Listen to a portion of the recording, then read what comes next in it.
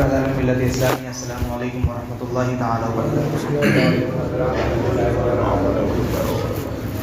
الحمد للہ رب العالمین والعاقبۃ للمتقین والصلاة والسلام علی من کان نبیا وآدم بین الماء والطین وعلى آلہ وصحبہ وازواجہ واہل بیتہ وعلماء ملتہ وشہداء امتہ اجمعین۔ اما بعد فاعوذ باللہ من الشیطان الرجیم، بسم اللہ الرحمن الرحیم۔ قل للمؤمنین یغضوا من ابصارهم ويحفظوا فروجهم ذلك ازکى لهم ان اللہ خبیر بما یصنعون۔ آمنت باللہ صدق اللہ العظیم وصدق رسولہ النبی الکریم ونحن على ذلك لمن الشاہدین والشاکرین والحمد للہ رب العالمین۔ عزیزان ملت اسلامیہ، آئیے ہماری اور آپ کی محبت بھری گفتگو کو آگے بڑھیں۔ اس سے قبل آقا نامدار، مدینے کے تاجدار، دونوں عالم کے مالک و مختار، نائب پروردگار، سیاح لا مقام، مالک انس و جاں، حضور احمد مجتبیٰ محمد مصطفیٰ صلی اللہ تعالی علیہ وسلم کی بارگاہ میں انتہائی ادب و احترام کے ساتھ درود شریف کی نظریں پیش کریں، پڑھیں بآواز بلند۔ اللہم صلی علی سیدنا و شفیعنا و حبیبنا و کریمنا و مولانا محمد معدن الجود والکرم منبع العلم والحلم والحکم، مبارک وسلم صلاۃ و سلام علیک یا رسول اللہ صلی اللہ علیہ وسلم۔ آج کی جو ہماری گفتگو ہوگی وہ گفتگو، ذرا بچوں کو چپ کرا دیجیے، آج جو ہماری گفتگو ہوگی وہ گفتگو بڑی ہی سنجیدگی اور بڑی ہی اصلاحی ہوگی انشاءاللہ۔ اور آج کا میں نے موضوع ایسا چنا ہے کہ جس میں جوان سے لے کر بوڑھے اور ہر طبقے کے لوگ اس میں داخل نظر آتے ہیں۔ اللہ ماشاءاللہ جو لوگ بچ رہے ہیں اللہ تبارک و تعالیٰ انہیں بچا رہا ہے، لیکن اکثریت یہی دیکھی گئی ہے کہ اس گناہ میں مبتلا نظر آتے ہیں وہ لوگ۔ وہ گناہ کون سا ہے؟ وہ گناہ بدنگاہی کا ہے، بری نظر کا ہے۔ وہ والی بری نظر نہیں کہ بچے کو بری نظر لگ جائے، یہاں بری نظر سے مراد وہ بری نظر ہے جو کسی غیر محرم عورتوں پر ڈالی جائے۔ عزیزان ملت اسلامیہ، آپ دنیا کی کسی بھی مذہب کو اٹھا کر دیکھ لو، جہاں پر اور مذہب والوں نے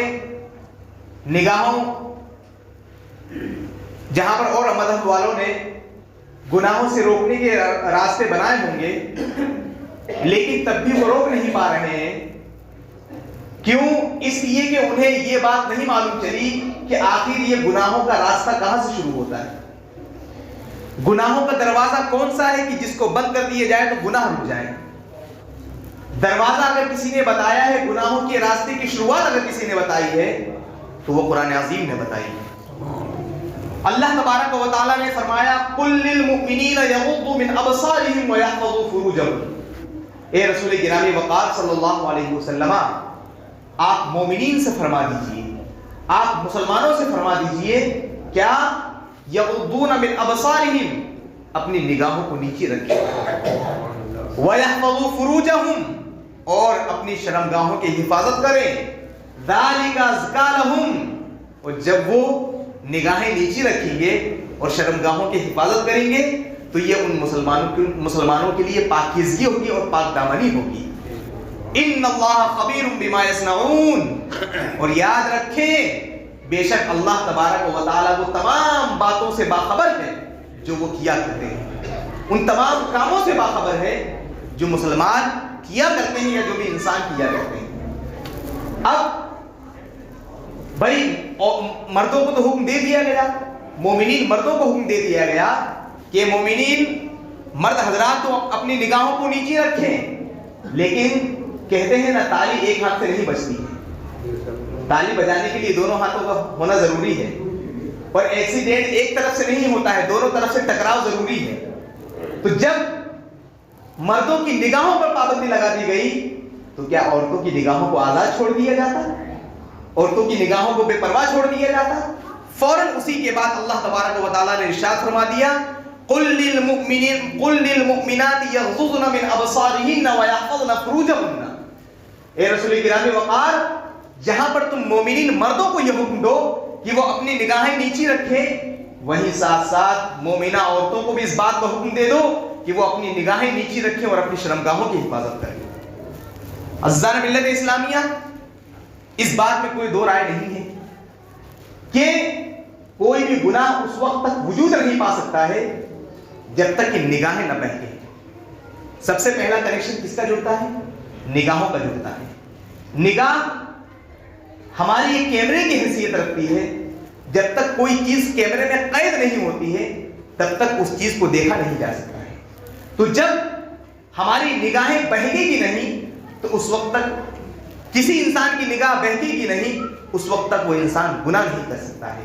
عزیزان ملت اسلامیہ، آج کی طوفان بدتمیزی میں آج ہم دیکھ سکتے ہیں کہ بدنگاہی اور فحاشی کس طرح عام ہوتی چلی جا رہی ہے، اور بدنگاہی اور بد نظری کا بازار دنیا میں کس طرح دن بدن گرم ہوتا چلا جا رہا ہے۔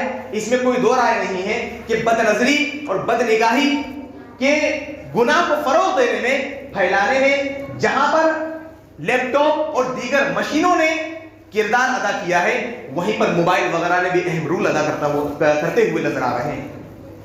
اس میں کوئی دو رائے نہیں ہے کہ جب سے موبائل اور اس طرح کے دوسرے ٹیکنالوجی وغیرہ کی مشینیں مالیز وجود میں آئی ہیں، تب سے بدنگاہی اور بد نظری کا بازار دن بدن گرم ہوتا چلا جا رہا ہے۔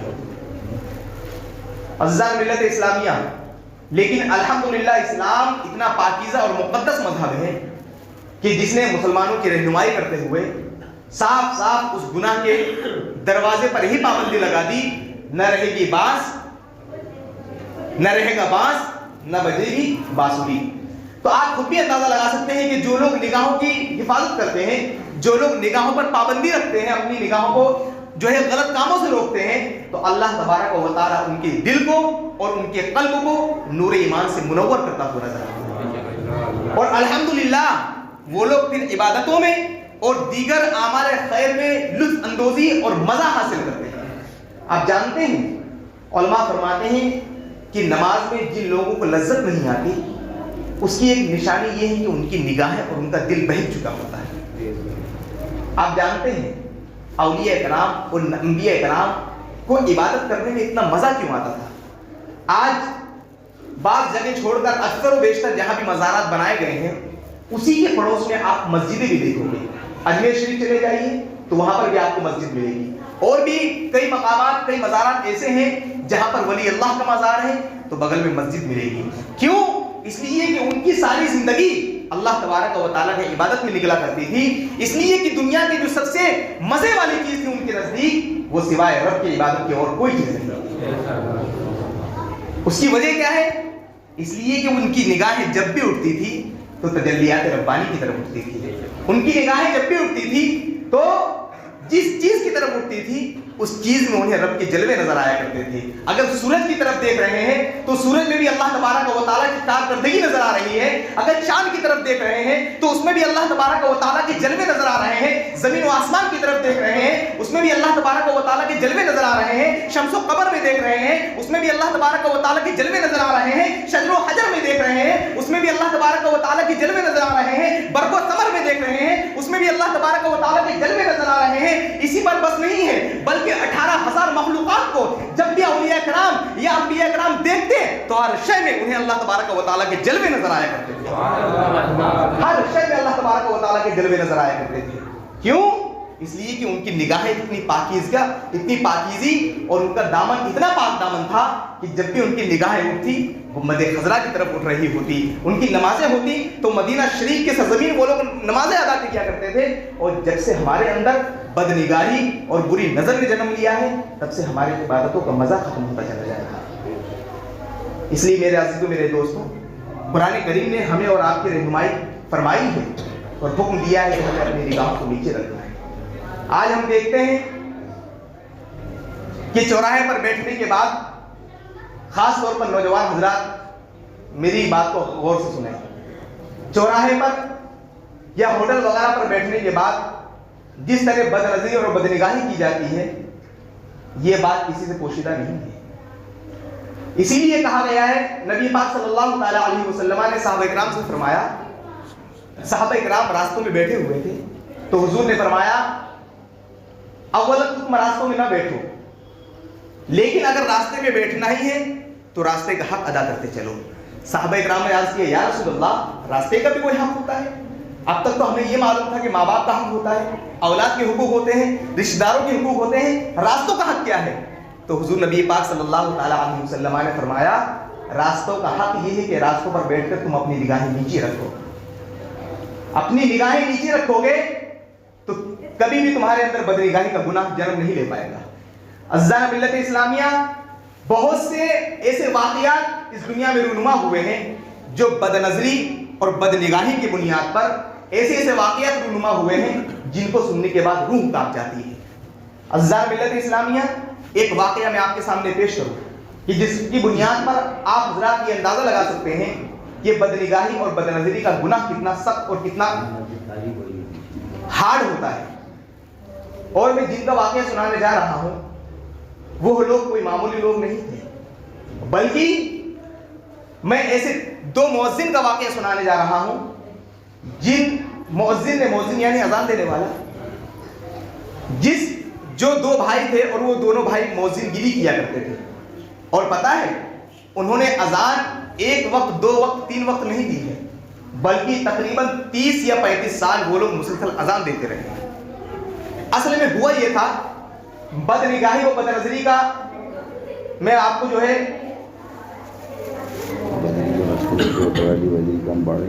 کام رکا پڑا ہے، چندے کا معاملہ بول رہا ہوں، کٹانا چاہتا رہتا ہے۔ خیر، بد نگاہی و بد نظری کا گناہ جو ہوگا وہ آپ کے سامنے رکھا جائے گا، لیکن اس سے قبل جو ہمارے مسجد کی تعمیری کام انشاءاللہ جلدی ہی جاری و ساری ہونے والا ہے، اور آپ تمامی حضرات دیکھ رہے ہیں کہ آپ جو بھی چندہ کر رہے ہیں اس چندے کا ایک رزلٹ آپ کے سامنے آ چکا ہے سریے کی شکل میں، اور صدر صاحب بتا رہے ہیں کہ 2 بجری ٹرالی کم پڑ رہی ہے کام شروع کرنے میں، لہذا جو بھی حضرات اس بات کی استطاعت رکھتے ہیں کہ اللہ کے گھر میں 2 بجری ٹرالی دے سکتے ہیں، یا وہ خود استطاعت نہیں رکھتے تو پارٹنرشپ میں اپنا جو بھی ہو سکے وہ کر کے 2 بجری ٹرالی کا انتظام کر لیں، یا پھر صدر صاحب سے جو بھی لکھوانا چاہیں سیمنٹ کا کٹا یا اسی طرح ٹرالی وغیرہ گٹی وغیرہ کی تو وہ لکھوا سکتے ہیں۔ اور میں نے آپ کو بتا دیا کہ آپ دنیا میں جو پیسہ خرچ کرتے ہیں، ممکن ہے کہ وہ پیسہ آپ دنیا میں جو پیسے کی سیونگ کرتے ہیں، پیسہ محفوظ رکھتے ہیں،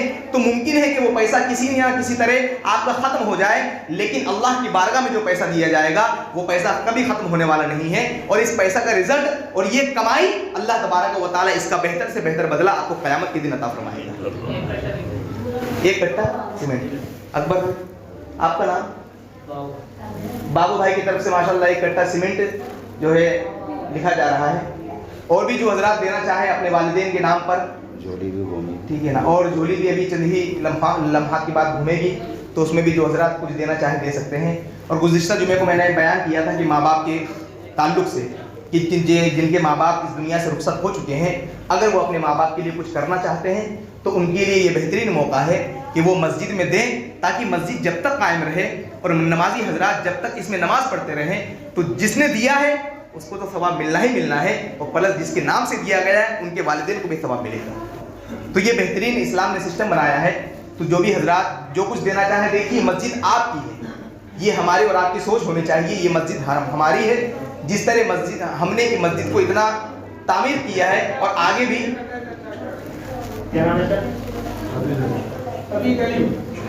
1 کٹا سیمنٹ، ماشاءاللہ مسلمانوں کے اندر جذبہ کم نہیں ہوا ہے، ٹھیک ہے نا، آج بھی جذبے دار مسلمان موجود ہیں، بس ضرورت اس بات کی ہے کہ وہ جذبہ کب ابھر کے آ جائے، ٹھیک۔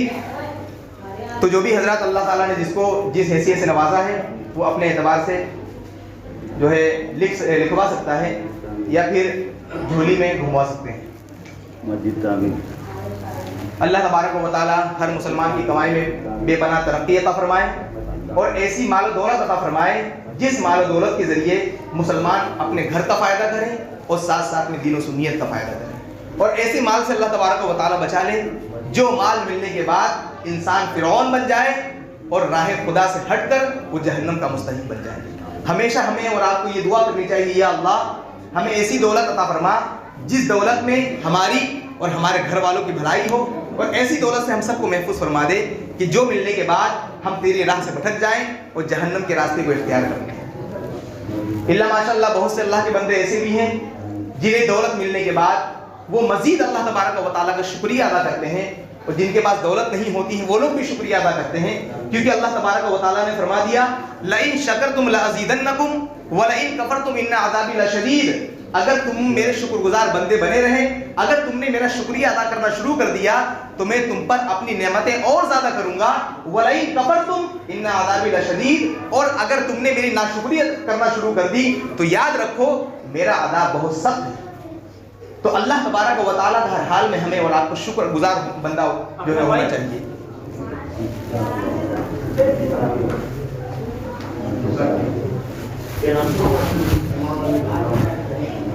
امام علی بھائی کی طرف سے بھی ماشاءاللہ 2 گٹے سیمنٹ لگوا دیے گئے ہیں، اور بھی جو حضرات دینا چاہیں وہ دے سکتے ہیں۔ خیر، میں واقعہ جو بیان کرنے جا رہا تھا، ہاں بد نظری کا عذاب کیا ہے یہ میری زبانیں نہیں بلکہ نبی پاک صلی اللہ تعالیٰ علیہ وسلم کی زبانیں سنی۔ حضور فرماتے ہیں کہ جو لوگ بد نگاہی کرتے ہیں، بد نظری کرتے ہیں، قیامت کے دن ان کی آنکھوں میں جہنم کی آگ کو بھر دیا جائے۔ کیا فرمایا؟ جو لوگ بری نظر ڈالتے ہیں غیر محرم عورتوں پر تو قیامت کے دن ان کی آنکھوں میں جہنم کی آگ بھر دی جائے گی، اور جہنم کی آگ کے بارے میں یہ فرمایا گیا ہے کہ اگر جہنم کی آگ سوئی کی نوک کے برابر دنیا والوں پر ظاہر کر دی جائے تو دنیا میں جتنی بھی چیزیں ہیں وہ سب جل کے راکھ ہو جائیں گی۔ کیا ہمارے اندر یہ اس بات کی استطاعت و طاقت ہے کہ ہم جہنم کی آگ کو اپنی آنکھوں میں برداشت کر سکیں؟ آج ہم ذرا دنیا میں مثال لے لیں کہ ہم جب سرما لگاتے ہیں تو سرما ذرا تیز ہو جائے تو کس طرح ہم بالکل بلبلا جاتے ہیں، یا اسی طرح جو لوگ جب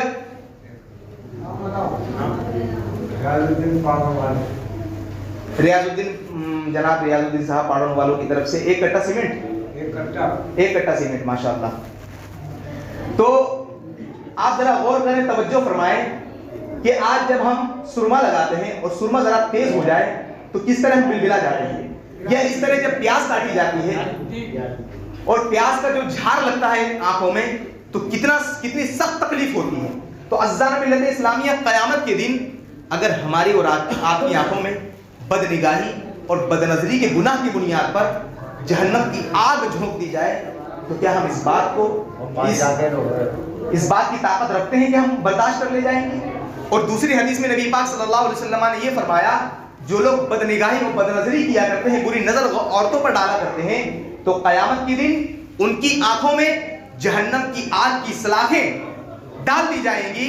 آپ ذرا غور کریں، آج جب سرما لگاتے وقت ذرا سی تیز ہو جائے سرما تو اتنی سخت تکلیف ہوتی ہے، اور قیامت کے دن جہنم کی آگ کی سلاخیں اگر ہماری اور آپ کی آنکھوں میں ڈال دی گئی تو کیا ہم اس بات کی استطاعت رکھتے ہیں، طاقت رکھتے ہیں برداشت کرنے کی؟ ہر کسی کا جواب ہوگا کہ ہم کمزور جسم والے ہیں، ہماری آنکھیں بہت کمزور ہیں، ہم اس بات کو برداشت نہیں کر سکتے ہیں۔ تو جب یہ کنفرم ہے کہ ہم اس بات کو برداشت نہیں کر سکتے ہیں تو کیا اس بات کی ضرورت نہیں ہے کہ ہم بد نگاہی اور بد نظری سے دور ہوتے ہوئے چلے جائیں؟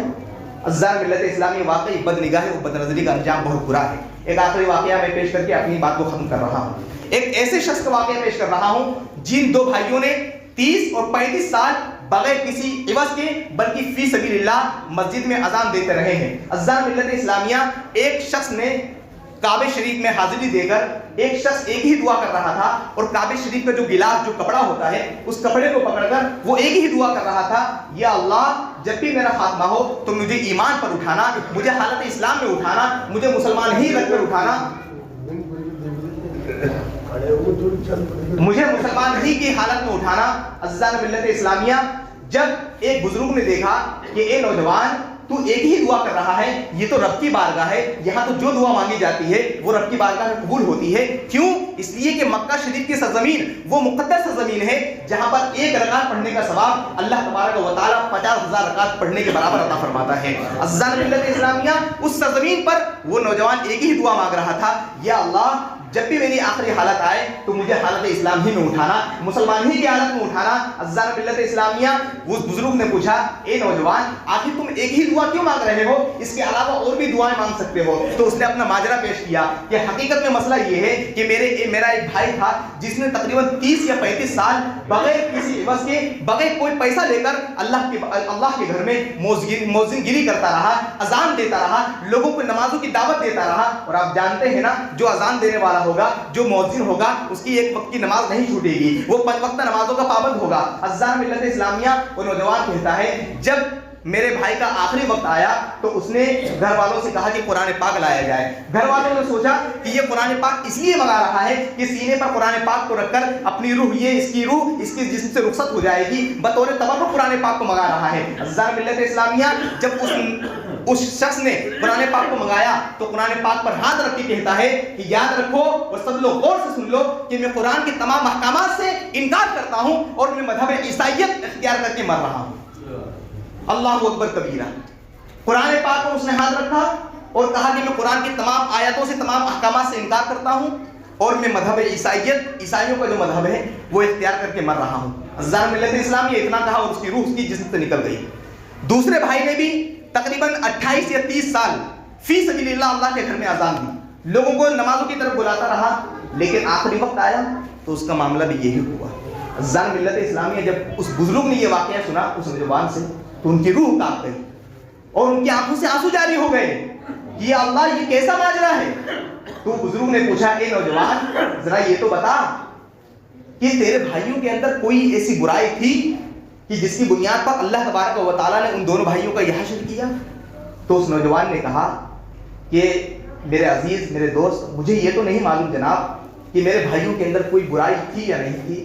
البتہ میں اتنا ضرور جانتا ہوں کہ میرے بھائی غیر محرم عورتوں کو بہت زیادہ دیکھا کرتے تھے اور ان پر بری نظر ڈالا کرتے تھے. عزیزان ملت اسلامیہ, کیا ہماری روح کو کاپنے کے لیے کیا یہ واقعہ کافی نہیں ہے؟ آپ ذرا غور کریں, اگر آخری خاتمہ ہمارا اسلام کے علاوہ کسی اور مذہب پر ہوا تو کیا قیامت کے دن ہم اللہ کی بارگاہ میں منہ دکھانے کے لائق ہیں؟ آج جو ہم نمازیں پڑھ رہے ہیں, روزے رکھ رہے ہیں, مسجد میں چندہ دے رہے ہیں, اس بات کی لالچ میں تاکہ اللہ تبارک و تعالیٰ ہمیں جہنم کے عذاب سے بچا لے اور اپنی رحیمی کریمی سے جنت میں داخلہ نصیب فرمائے. یہی تو ہر کسی کو امید ہے. اگر ہمارا خاتمہ ہی کفر پر ہو گیا, ایمان پر نہیں ہوا, تو پھر تو یہ سب کے سب ختم ہو جائے گا. اس لیے میرے عزیزوں, خاص طور پر نوجوان حضرات, اس بات کو غور سے سنیں اور اگر موبائل استعمال کرنا ہے تو نگاہوں پر پابندی لگا کر استعمال کریں. بے بدنگاہی, فحاشی بہت زیادہ جو ہے ہوتی چلی جا رہی ہے.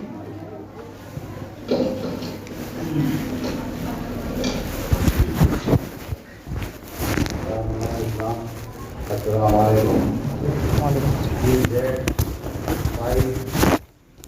امید والے سپاہی کو 18,000 روپے میں